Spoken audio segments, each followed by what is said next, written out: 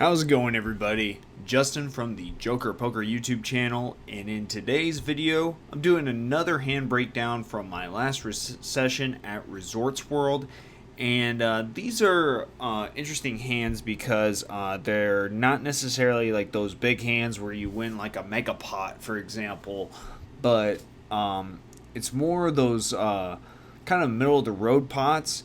But these are important because they can take your win rate to say like $400 to $475, right? So they do add up over time, and so in this hand also it kind of gets into kind of an old school concept of playing the player, and I'll explain more of that at the end of this video. But for now, we'll go ahead and jump right into the hand.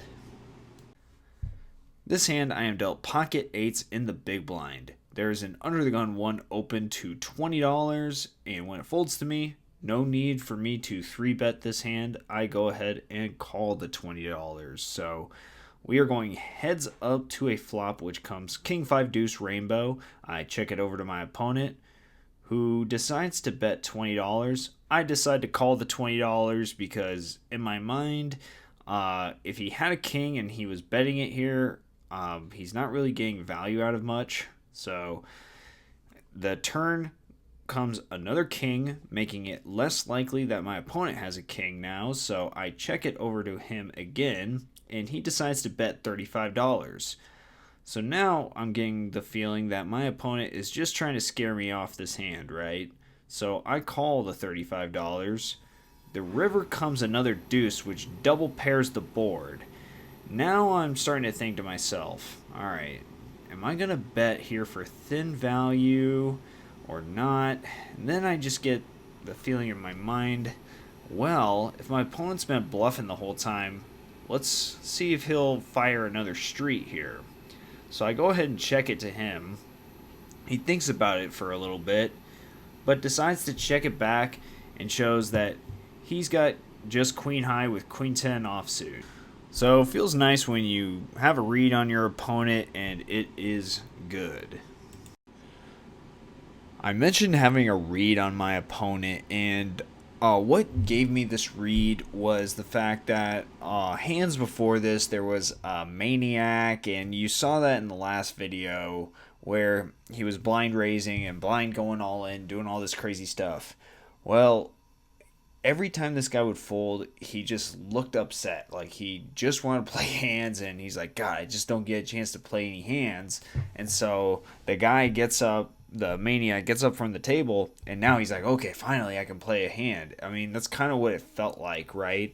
And so you can't really rely on reads all the time, but when you feel like you have a read and you got to trust that gut instinct and just go with it. You're not going to be right all the time. And also too, his betting pattern was very suspicious, to say the least, right? So like I said, it's King 5 Deuce Rainbow, right? And he's betting on the board. And my thing is if he has a king, right? Like a strong king, like ace king for king queen, right?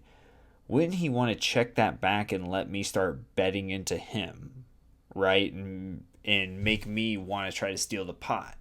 Because with King 5 Deuce, you have the board pretty much locked up. Usually people are not going to be playing hands like 3-4, but it is 1-3 no limit. So maybe he's trying, maybe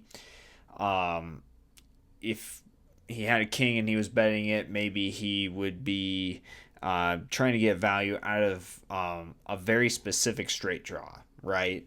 But so that's where everything just started lining up. The story of him not having a hand lined up, especially turn comes another king. I check it to him and he bets again, and he sizes up a little bit more, right? And like I said, if he had a strong king, he'd want me to bet, right? You have it so, let's say you had trips at that point. The board is so locked up, it's ridiculous. Like, you pretty much have the hand won already.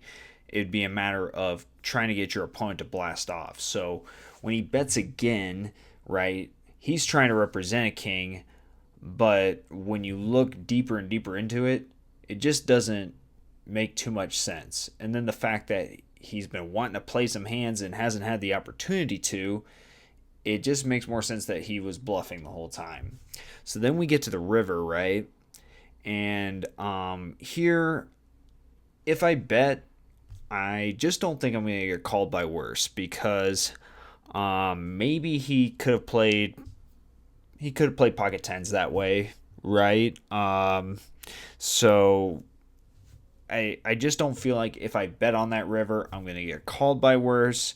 And my whole feeling throughout this hand was that he was bluffing. So, like I said, just check, try to get him to blast off, but he checked it back.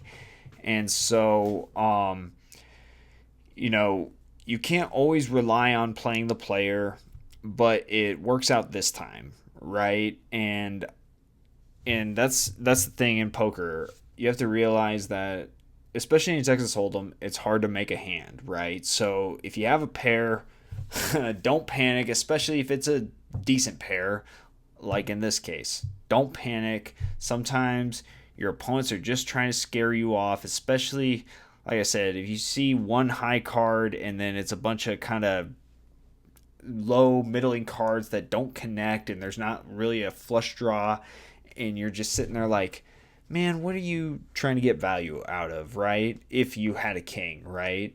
So if it makes more sense that they're scaring you off, trying to scare you off, call them down, right? Obviously not all the time, but if you have that feeling that that's what that player is trying to do, call them down, because people get impatient, and you can be there ready to take advantage of that, right?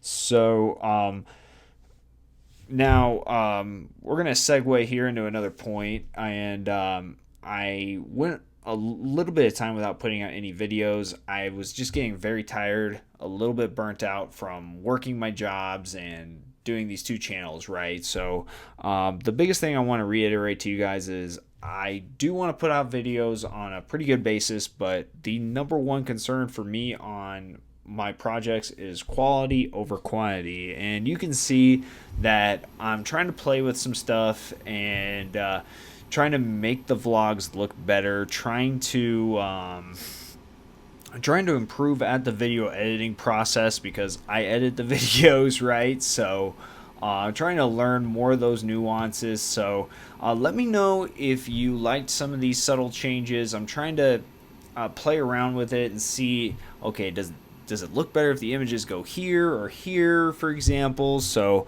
but the biggest thing is I just want to make sure that I'm getting the information across to you guys as clearly as possible. So again, guys, thank you so much for tuning into my videos, subscribing and liking the videos. And if you haven't subscribed, subscribe to this channel, because I'm going to be putting out some more videos. Probably going to be doing some more hands from this session, and I've got some other interesting concepts that I want to go over as well in the future. So again, guys, thanks for checking out the video, and have a great day.